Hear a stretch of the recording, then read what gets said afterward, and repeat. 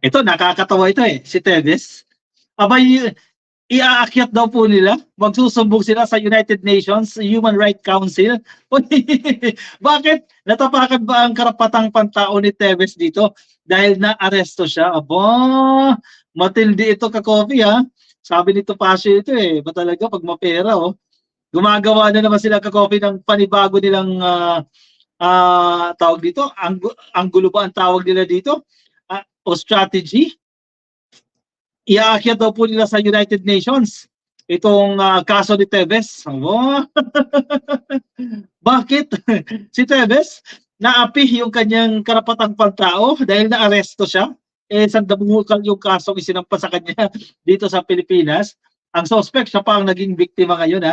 Iaakyat nila sa United Nations Human Rights Council, UNHRC. Tevez come to push case before UNHRC. Ayaw nila dinggin dito sa Pilipinas. Gusto nila sa ibang bansa. Gusto nila sa UN. Anyway, anong pinupunto nila dyan? The camp of Arnulfo Tevez Jr. justified its potential decision to present his case before the United Nations Human Rights Council o UNHRC. Iba rin. Sa interview po ng GMA, unang balita nitong Martes kay Ferdinand Topacio. Ito si Topacio, abogado dito ni Kibuloy eh. Abogado siya ni Tevez, no? Grabe itong si Topacio, chiching-chiching, malalaki yung kliyente. According to him, the alleged pattern of persecution of the expelled lawmaker can be brought to the UNHRC. May mga pattern daw kasi ka-coffee ng paglilitis eh. Dito kay Tevez, na hindi siguro nila hindi nila tanggap o hindi katanggap-tanggap na dapat iakyat diyan sa Human Rights Council. Ang ating bansa ay signatory doon sa UN Declaration of Human Rights. Paano yung mga biktima? Di ba? Kukuha lang ng ayuda. Kinitil ang buhay. Paano yun? Topacio, di ba? And under international law, ang isang individual as opposed to states ay subject na rin po sa international law. Topacio said. Iba to si Topacio. Bakit nila nasasabi yan? Tevez, who was included in the Interpol's red list in February, was arrested on Thursday last week in Dili, dyan po sa Timor-Leste, while playing golf.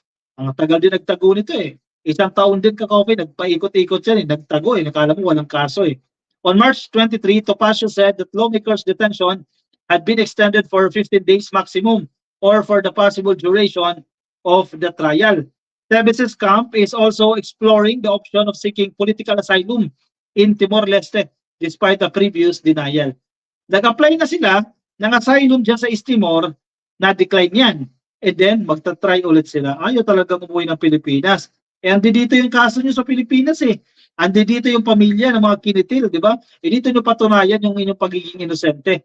In a message with reporters on Monday, Department of Justice spokesman Assistant Secretary Vico Clavano said that the government does not recognize or acknowledge any camp that refuses to go through Philippine justice system. O sa DOJ pa lang, ginagad itong kagustuhan ka-copy ng kampo ni Tevez na iakyat pa yan sa UNHRC. Di ba? At dito yung problema eh. Bakit akyat yun dyan? The brutal crimes happened here in the Philippines. Tama, sabi ng DOJ. The families of the victims are here in the Philippines. So we want justice to be served here in the Philippines, sabi ni Clavano. May punto si DOJ dyan. But when asked if the Philippine government can be compelled by the UN to take action, Topacio said that the international body is persuasive. Sapagkat tayo po ay member state, pwede po mag-exert ng moral suasion at diplomatic pressure.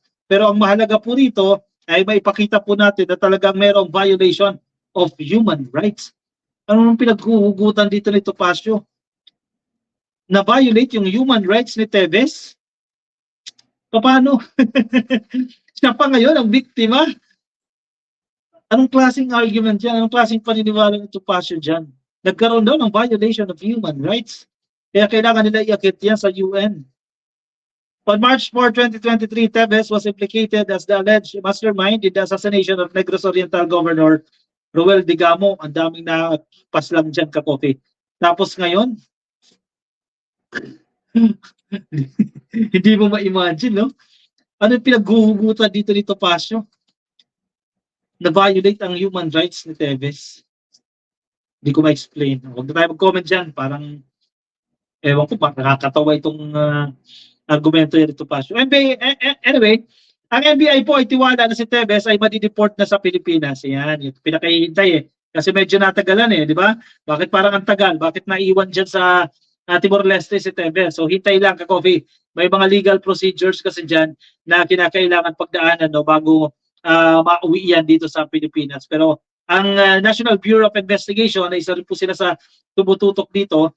In fact, pinuntahan pa personally yan ang matataas na opisyal ng NBI dyan sa Timor-Leste. Confident po sila na madideport na itong si Tevez dito sa Pilipinas. At non-bailable po ito yung kaso niya.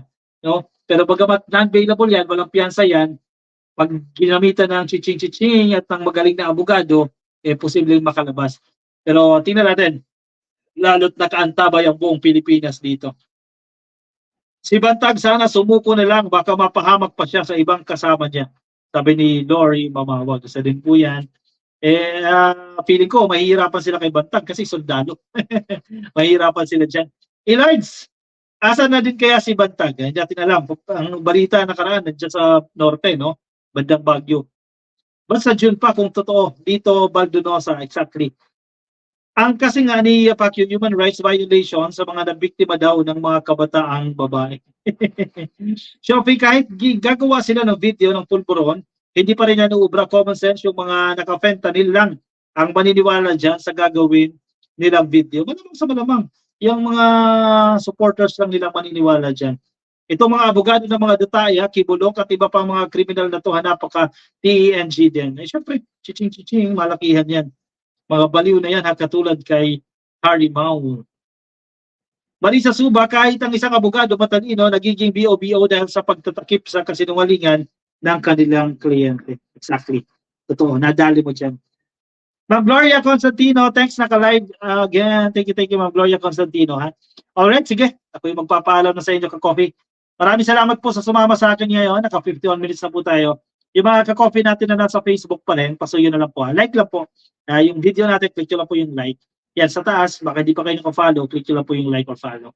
Pero nasa YouTube po kayo, click lang po na subscribe at like na rin po itong video na to para attendance check natin yan. Janelle Riva, oy, nakikinig sa atin si Janelle Riva. Shoutout sa iyo. Happy viewing ha, kung nasaan ka man yan. Anyway, maraming salamat po sa pagsama sa akin ngayon. Ingat kayo ka-coffee ha. Nasaan man po kayong lupalop, nasaan man po kayong panig ng daigdig. Paalam po sa inyo. Bye-bye!